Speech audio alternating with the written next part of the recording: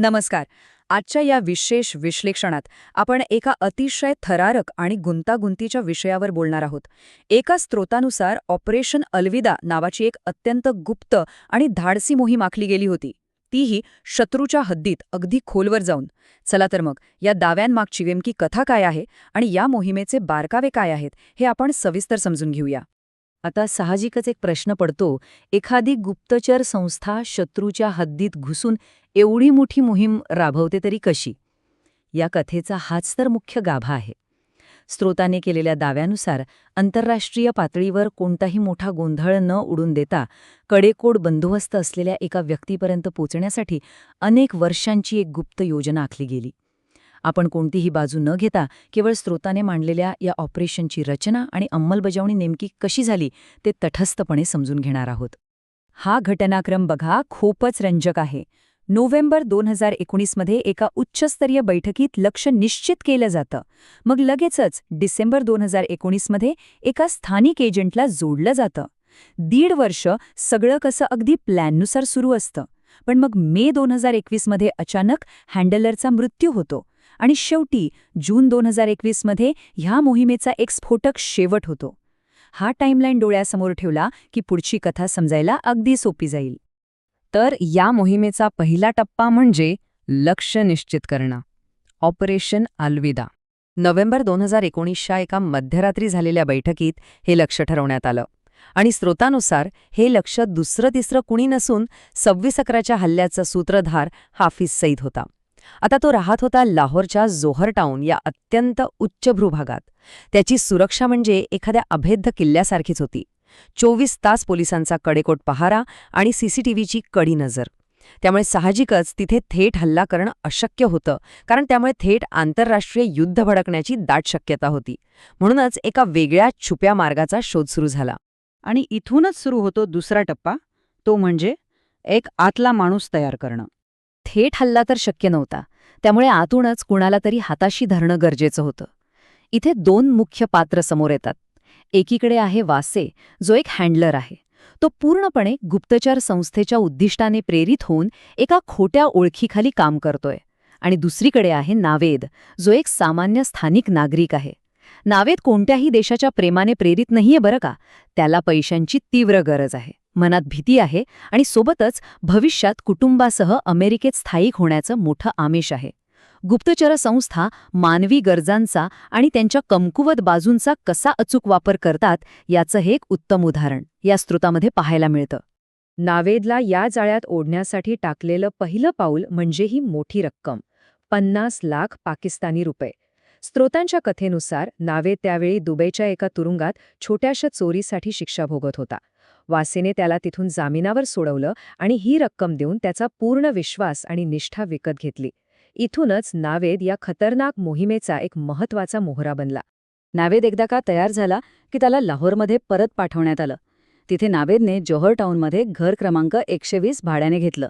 आता गंमत बघा, हे घर त्या लक्ष्याच्या घराच्या इतकं जवळ होतं की तिथून प्रत्येक हालचालीवर अगदी सहज नजर ठेवता येत होती.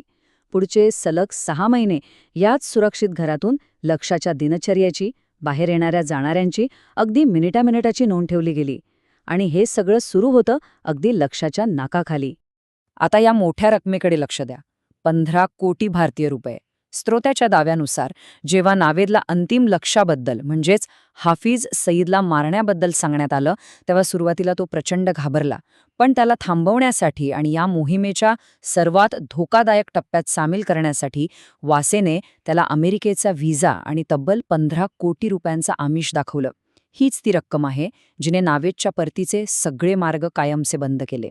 यानंतर सुरू होतो तो तिसरा आणि सर्वात भयानक टप्पा, RDX कारची तयारी. हे आकडे बघून खरोखर अंगावर काटा येतो. स्रोतानुसार गुप्तहेरांनी अतिशय शांततेत एक काळ्या रंगाची टोयोटा करोला गाडी विकत घेतली आणि ती तब्बल 300 किलो RDX स्फोटकांनी खचाखच भरली. ही गाडी नावेदच्या घराजवळच एका बांधकाम सुरू असलेल्या इमारतीत लपवून ठेवण्यात आली होती. विशेष म्हणजे हे सर्व इतक्या गुप्तपणे पार पडलं की खुद्द नावेदलाही या स्फोटकांनी भरलेल्या कारबद्दल काहीच कल्पना नव्हती. पण म्हणतात ना, प्रत्येक मोहिमेत एक वेळ अशी येते जिथे सगळा खेळच अचानक पलटून जातो. विचार करा, अगदी सगळं काही प्लॅननुसार सुरू असताना अशा एखाद्या अत्यंत गुप्त मोहिमेतील मुख्य हँडलरचा अचानक मृत्यू झाला तर काय होईल? हाच तो एक अत्यंत महत्त्वाचा आणि अनपेक्षित वळणाचा क्षण आहे, जो या स्रोतामध्ये अत्यंत नाट्यमयरित्या सांगितला आहे. आणि येथूनच सुरू होतो चौथा टप्पा, विश्वासघात आणि प्रचंड घबराट. येथील सर्वात महत्त्वाचा मुद्दा म्हणजे 13 मे 2021ची ती घटना. स्रोतानुसार या संपूर्ण नेटवर्कचा मुख्य दुवा असलेल्या वासेचा नवी दिल्लीत कोविड-19मुळे अचानक मृत्यू होतो. वासेच्या मृत्यूमुळे वरचा संपर्क पूर्णपणे तुटतो आणि नेमकं त्याच वेळी एक धक्कादायक सत्य समोर येतं. नावेद दर आठवड्याला जो कौटुंबिक भेटीचा बहाणा करत होता ना, त्या प्रत्यक्षात एका उच्चपदस्थ पाकिस्तानी गुप्तचर अधिकाऱ्यासोबतच्या बैठका होत्या. नावेदने पैशांच्या आमिषाला बळी पडूनही नुसत्या संशयावरूनच चक्क दुहेरी एजंट म्हणून काम करणं सुरू केलं होतं. माहिती फुटल्याचं लक्षात येताच जोहर टाऊनमधील ते सुरक्षित ठिकाण अवघ्या काही तासात रिकामं करावं लागलं. मोहीम आता पूर्णपणे उघडी पडली होती.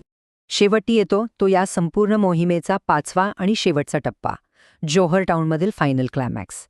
अंतिम कारवाईच्या दिवशी सकाळी बरोबर 11 वाजता एक अफगाण ड्रायव्हर ती स्फोटकांनी भरलेली गाडी घेऊन निघतो. तो गाडी लक्ष्याच्या घराजवळ पोहोचवतो, पण नेमकं तिथे असलेल्या पोलीस चेकपोस्टवर त्याला थांबण्याचा इशारा मिळतो. पण तो न थांबता थेट तिथल्या बॅरिकेडला जोरदार धडक देतो आणि त्याच क्षणी एक प्रचंड मोठा स्फोट होतो. या मोहिमेचं मुख्य उद्दिष्ट काय होतं? तर लक्ष्याला संपवणं. पण प्रत्यक्ष निकाल काय लागला ते पाहूया. स्रोतानुसार हा स्फोट इतका भयंकर होता की घराचा मुख्य दरवाजा आणि पुढचा भाग अक्षरशः पूर्णपणे उद्ध्वस्त झाला. पण लक्ष्य म्हणजे हाफिज सईद घरात एका सोफ्याखाली लपल्यामुळे थोडक्यात बचावला.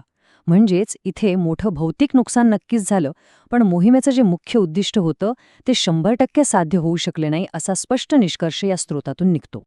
या विश्लेषणाचा शेवट आपण स्रोताने मांडलेल्या एका अत्यंत महत्त्वपूर्ण वाक्याने करूया.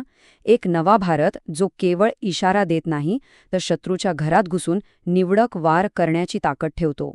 लक्ष जरी वाचलं असलं तरी या संपूर्ण कथेचा मुख्य भर याच संदेशावर होता की हा एक नवा भारत आहे जो शत्रूच्या घरात घुसून कारवाई करू शकतो. अशा प्रकारच्या गुप्त मोहिमा आणि आंतरराष्ट्रीय राजकारण हे कायमच प्रचंड गुंतागुंतीचं असतं. हे विश्लेषण आपल्याला या संपूर्ण घटनेकडे पाहण्याचा एक तटस्थ आणि स्पष्ट दृष्टिकोन नक्कीच देतं. या माहितीवर आणि या दाव्यांवर आपण सर्वांनीच सखोल विचार करायला हवा. काय वाटतंय आपल्याला? आजचं हे विश्लेषण आपण इथेच थांबूया. धन्यवाद.